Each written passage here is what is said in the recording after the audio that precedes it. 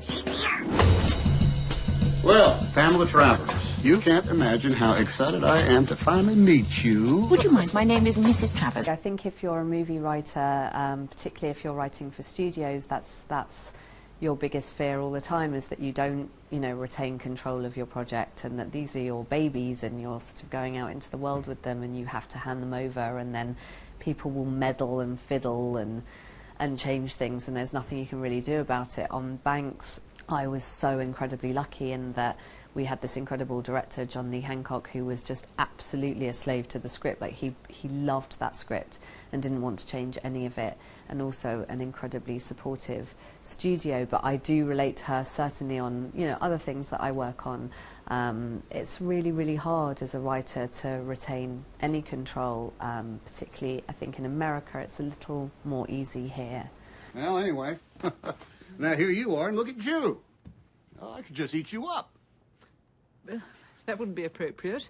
Disney were unbelievable as a studio on this. They never ever, I never felt that hand on my shoulder. Nobody ever came to me and said, he can't smoke, he can't drink, or you have to sanitize him in some way. Literally never. They really gave us free rein to do what we wanted with him, and I think that was really smart of them as well. He's not perfect. He's a human being, just as she is.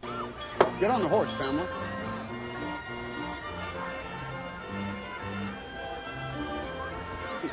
It seems like it's an overnight thing, but actually, I worked in that video shop for a while, and there was 7 years of writing that went on prior to me actually, having success with Terra Nova and all of that kind of stuff. There was a lot of preparation that went into that. So I wrote for a really, really long time, and it, it kind of almost got there and almost got there.